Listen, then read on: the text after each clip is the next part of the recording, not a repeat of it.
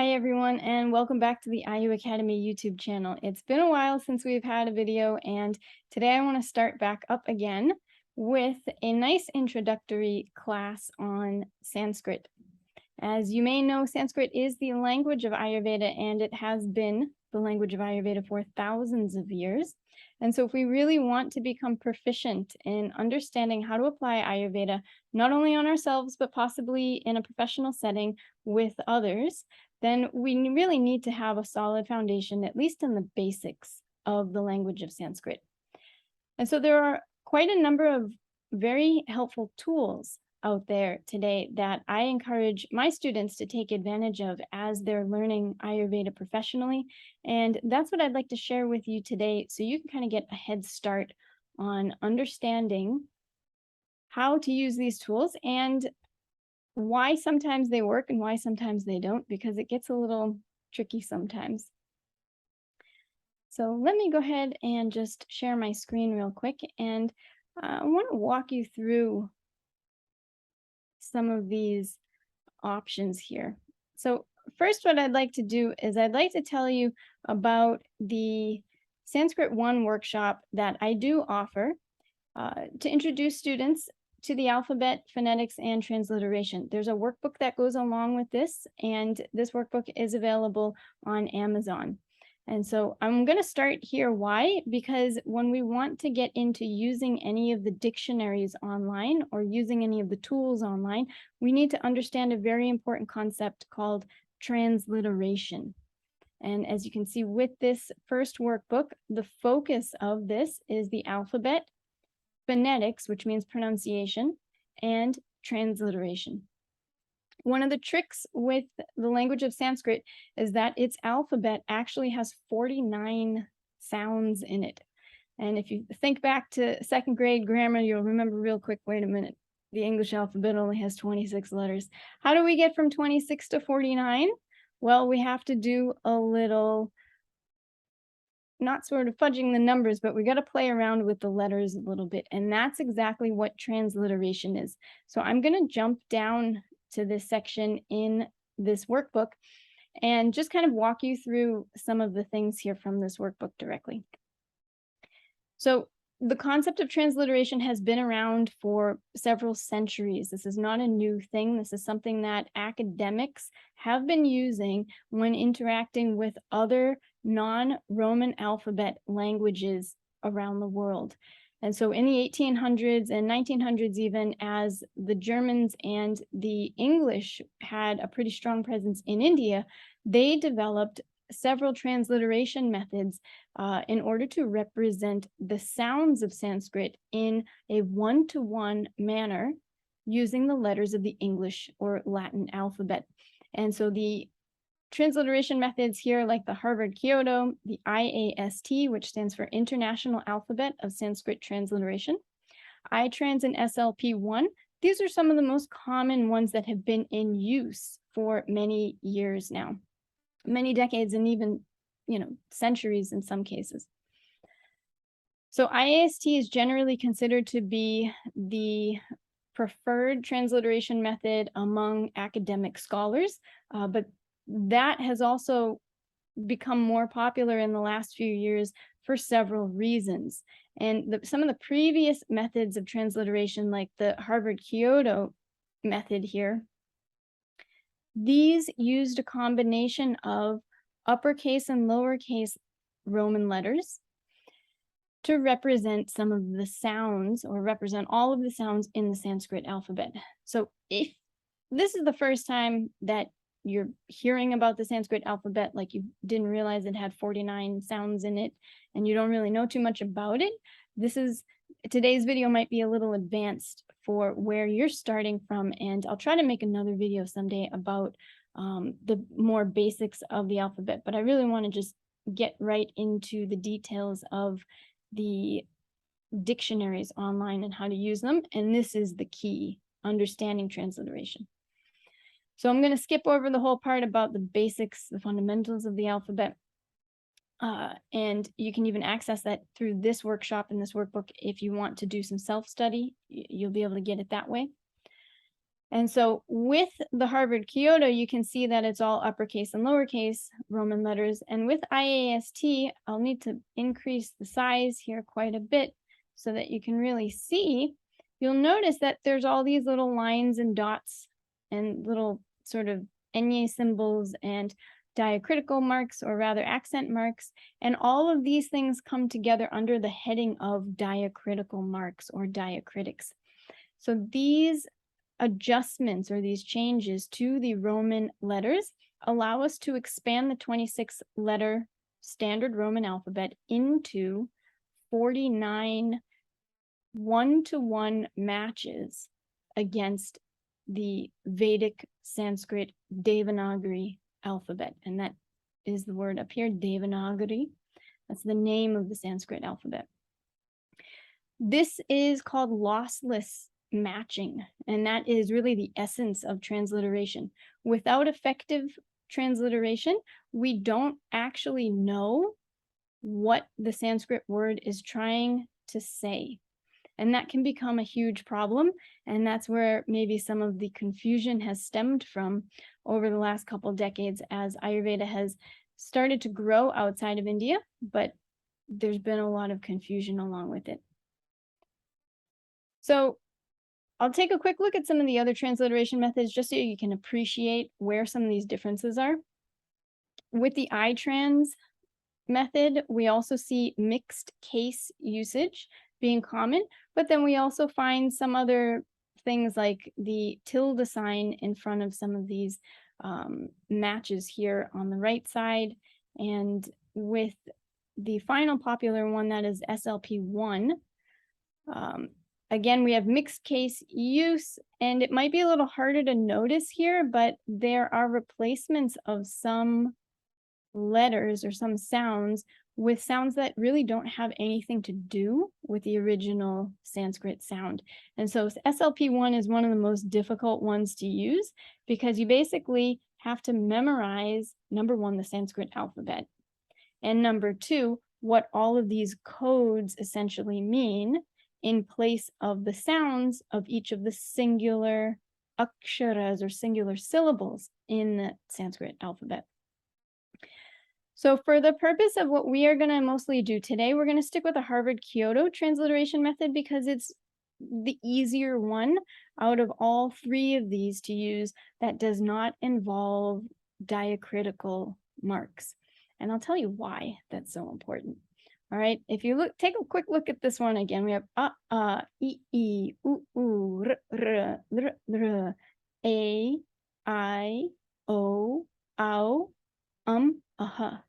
So those are the vowels. And when we learn the alphabet, we kind of go through that recitation practice of all of these sounds, vowels, consonants, semivowels, sibilants, and the aspirate. And students are expected to memorize this completely and get as close as they reasonably can to proper pronunciation, at least knowing where the sounds are supposed to come from, how many beats they have, and how the mouth is supposed to be forming these sounds. Now, when we look at IAST transliteration, it actually is easier to read. Like, say you're just reading a book on Ayurveda and there's some Sanskrit words sandwiched in some of the sentences to explain concepts that, of course, don't exist in English, and we have to use the Sanskrit terminology for those. It's generally much easier and much more fluid to read using IAST transliteration. And the reason for that is because the Roman letters will come together more smoothly, and it'll seem to make a little more sense. It's more similar to traditional English words as we typically see them. But the problem with IAST transliteration is unless you're very proficient in keyboard typing, you're going to have a hard time getting these diacritical marks to show up. Because if you look down on your keyboard, you know, unless you're on a Mac and you kind of hold that A key down, you don't know how to type an A with a long bar on it, right? Like, where is that key on the keyboard? It's not there. And so typing in IAST without additional software or without pre-programming keyboard strokes, which becomes a whole other kind of headache, that also can be a little bit of an issue. So remember, IAST is easiest to read, and Harvard Kyoto is usually the easiest to type in. And so until about 2010, like before the age of Unicode font or Unicode characters, it was really, really hard to type diacritical characters on regular keyboards. And so these types of transliteration methods like Harvard Kyoto, SLP1, these were much more popular because you can type all of these relatively easily with just the regular keys on the keyboard and holding down the shift key to make the uppercase letters. So now that we got kind of an idea of what we need to use these dictionaries online, let's go ahead and take a look at what some of these dictionaries are. And I'm going to talk about two of these today. One is the Monier-Williams Sanskrit Dictionary. This is from the late 1800s, and this is Sanskrit into English.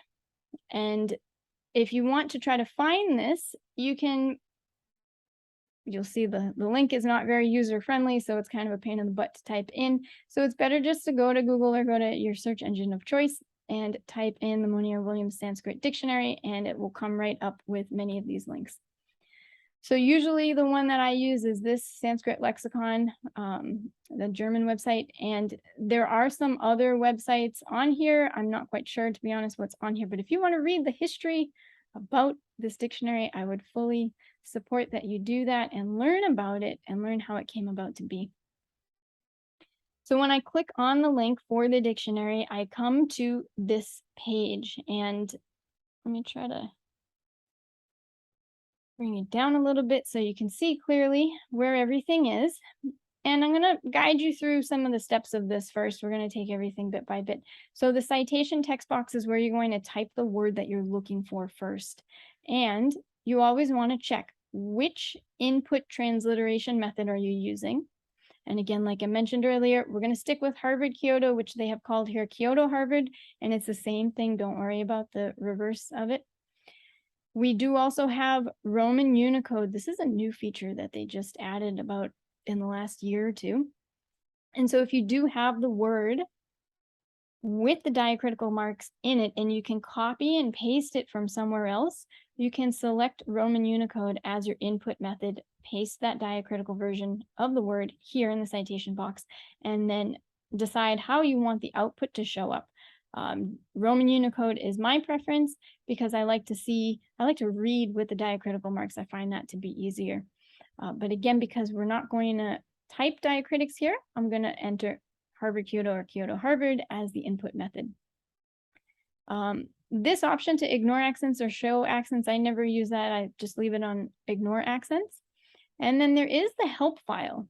And so if you get stuck, right, say you don't have necessarily these lookup tables to refer back to for transliteration keys, well, thankfully, they have the transliteration keys here in the help section. So you can either click on help, but that takes you away from the dictionary, or you can right click, open it in a new tab. And you'll see here it's nice and abbreviated. So we have HK Harvard Kyoto, and here is the whole transliteration key. Okay. And they also have SLP1 and iTrans, which I had shown before from the Sanskrit 1 workbook. I'm just going to go back now, and I'm going to keep the help file open here because I think a lot of you are going to be able to use this as you try to look up some words. So let's go here. Let's try to find some kind of word. And what do we want to look for first? Well, do we want to look for maybe the word Ayurveda? Should we try that? Since that is the name of what we are working on here. Sure. So what if we think, okay, the word Ayurveda, I've always seen it spelled Ayurveda, right? That's how we see it spelled. Well, lo and behold, it's not there. Why not? Where did it go? Maybe Ayurveda is not in the dictionary. Oh, it's there. It's there. And this is exactly what the problem is why we need to be a little more explicit about our understanding of the language, because I would say 90% or more of people who think they know about Ayurveda, they don't even know how to spell the word correctly. And this is a huge problem. So take a look at this transliteration scheme. And again, looking through the alphabet, we have e, right? These first 6 letters here. Well, these first 6 vowels are the basic, they're the most simple, most basic vowels in the alphabet. And the word Ayurveda actually is spelled with a long A. And when you hear me pronounce it, Ayurveda, you can almost hear 2 beats, 1 beat, 2 beats, 1 beat. And that's where the difference is. So now if we search for this, we find the word. Okay? And the dictionary explains the term Ayurveda as the science of health or medicine. It is classed among sacred sciences and considered as a supplement of the Atharva Veda. It contains 8 departments: Shalya, which is the equivalent of surgery; Shalakya, the equivalent of HEENT or ENT; Kaya Chikitsa, internal medicine; Bhuta Vidya, this may be psychology or the department sort of demonical influence; Kaumara Britya, pediatrics; Agara Tantra, which is toxins and their antidotes; Rasayana Tantra, this is regenerative medicine; and Vajikarana, aphrodisiacs and virility.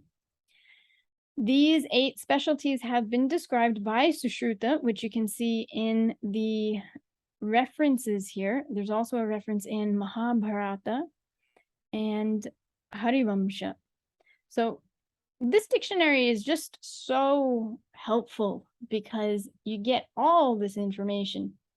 And the more you learn about the basics of Sanskrit, more of the titles of classical Vedic works that are useful, especially in the context of Ayurveda, like obviously Sushruta Samhita, a major seminal work, the oldest work still known today that deals with surgery, the first and the oldest.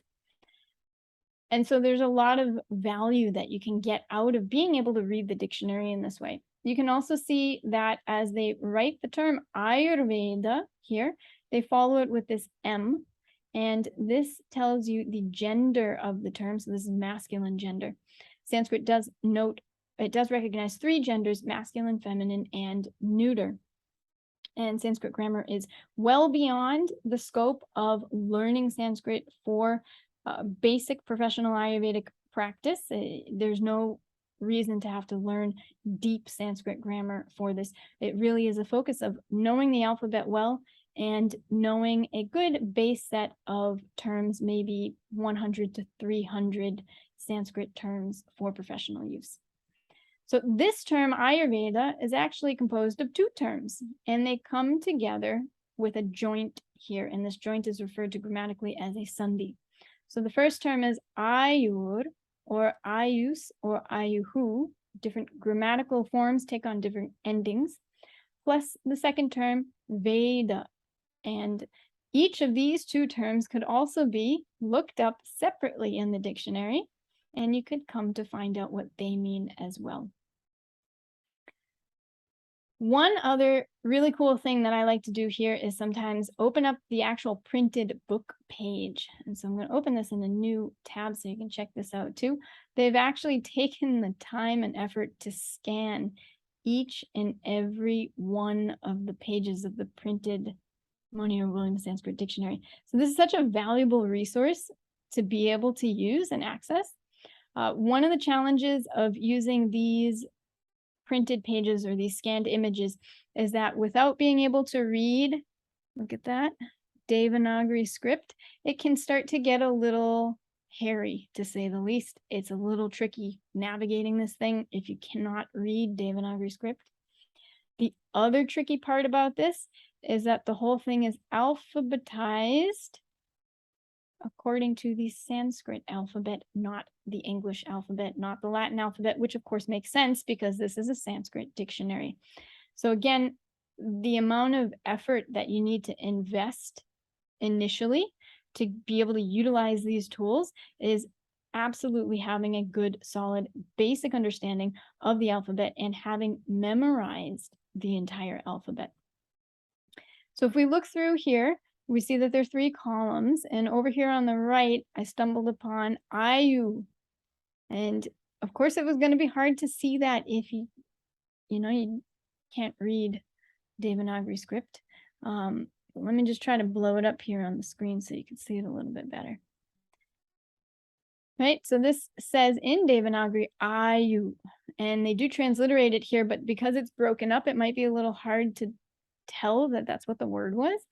I, or the long A, is the prefix here, and U is the root, or the dhatu, as it's called in grammatical terms. And then we have another variation of this Ayurveda, and all these other different variations that come through. And this translation here isn't even really the one that we're looking for, which makes it more complicated. Now here we go. Here's another one, Ayu. Masculine, feminine, and neuter from the dhatu I, short letter I, meaning living or movable. Masculine gender, a living being or man, living beings collectively, mankind. So it's really beautiful to be able to come in here and actually read what all these variations are and what all their meanings are. We also have Ayuhu, in comparison for Ayus, below, presiding over longevity. And then where they have these additional terms that have the dash in front of them, what it means is that this initial term, so Ayuhu, could be added to Shesha, and we'd have Ayushesha, and that means the remainder of life, or having still a short space of life yet not about to die. And so you can see that if you like words, if you like exploring things like this, you could be lost in here for days easily. And here is our Ayurveda. So we have Ayur in comparison for Ayus below. And there's a whole bunch of variations of this. There's Ayur Dravya, a medicament. Ayur Yud, struggling for one's life. Ayur Yoga, a conjunction of planets enabling an astrologer to predict the course of a man's life. And Ayurveda, the science of health or medicine. And here what we see is the same definition as we saw on the dictionary page here. Okay, so that is a quick introduction to the Monier-Williams Sanskrit-English dictionary, looking for a very important word, the word Ayurveda.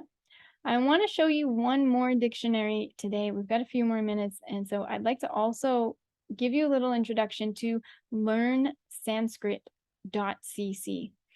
This one is much more user-friendly.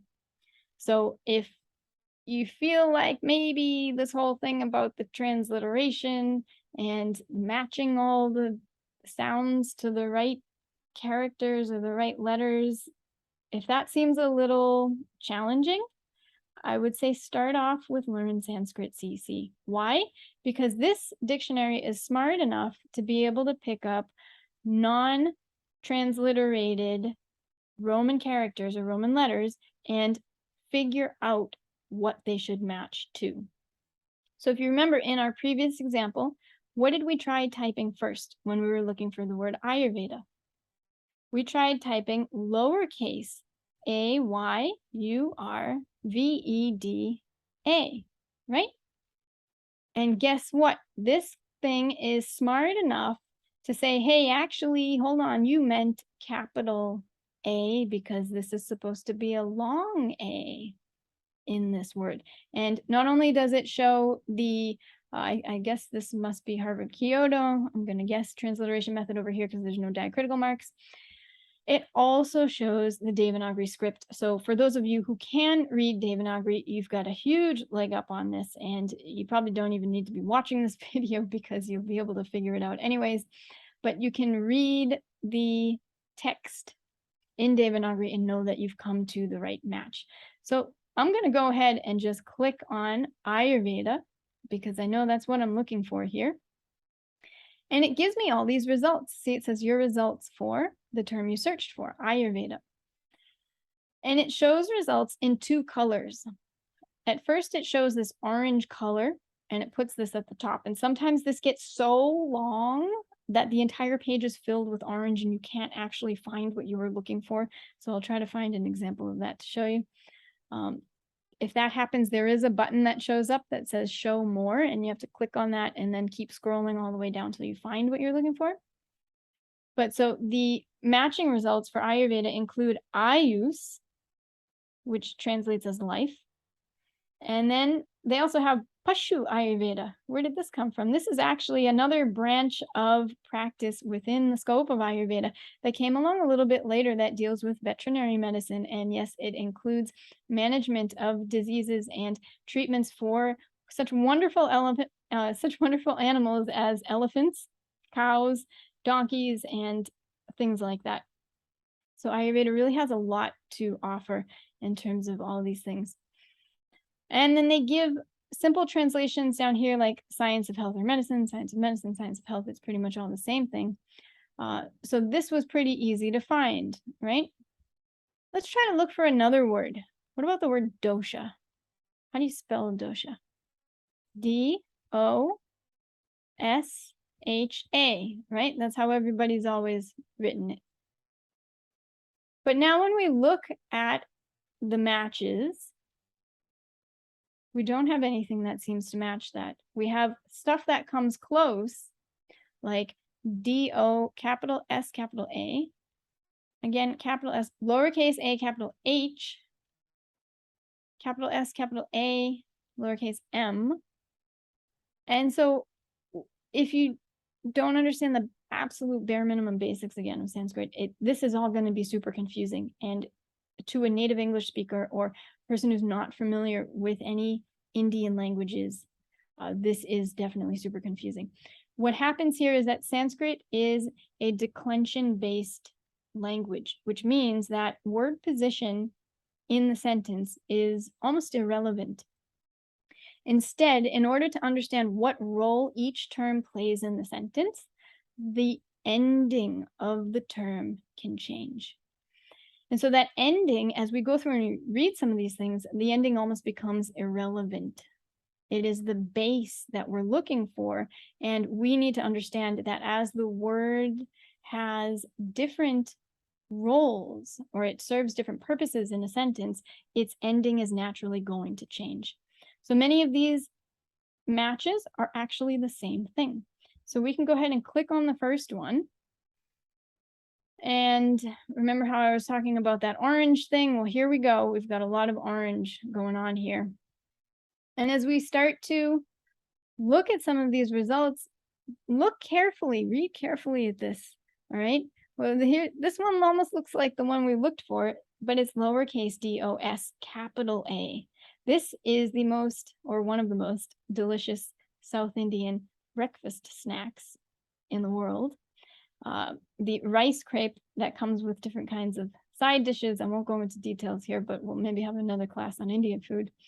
And this is not what we're looking for.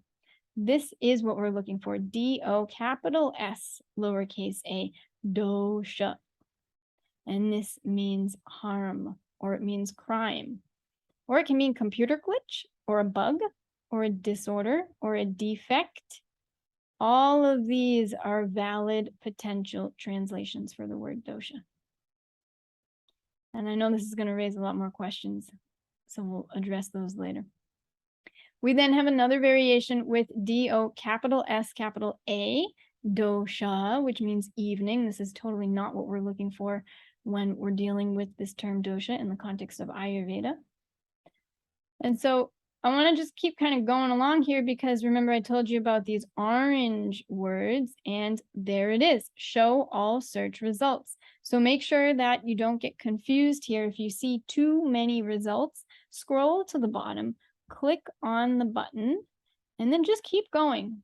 And if you sit here and you try to read every single one of these, let me tell you, you're never going to get to the answer of anything in a day. So scroll down until you get to the brown part and then start reading again.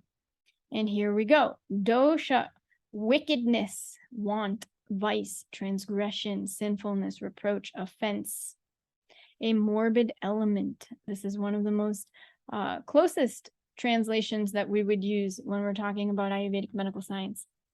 Inconvenience, guilt, evening, not the right translation here. Disease, this is a good one. Disadvantage, detrimental effect, deficiency, darkness, cap, and so on and so forth. I won't read all of them. I know you could do that on your own. The bigger question here is, what does the word dosha mean?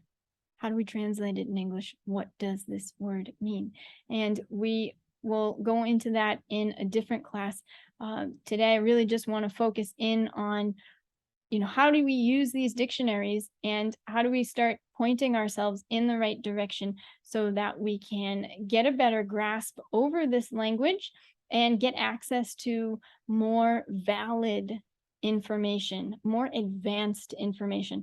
I want you to know that you're not limited just to, the many different kinds of books that are available for sale on Amazon or things that you may have heard from other sources in the Ayurveda community.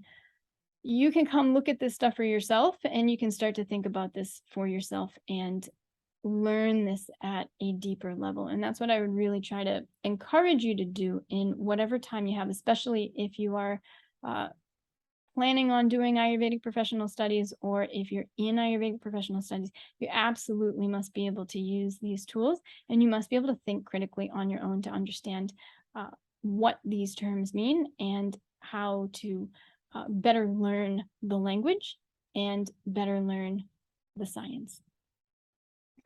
Okay, so if you want to learn more about entry-level Sanskrit for Ayurveda, I would definitely encourage you to take a look at the Sanskrit One workbook, and I'll bring the cover back up on the screen here just so you can check this out. And in the links in the description below, feel free to grab the links for the dictionaries online, Monier-Williams, learnsanskrit.cc, and the Essential Sanskrit Part One workshop when you are ready to learn more.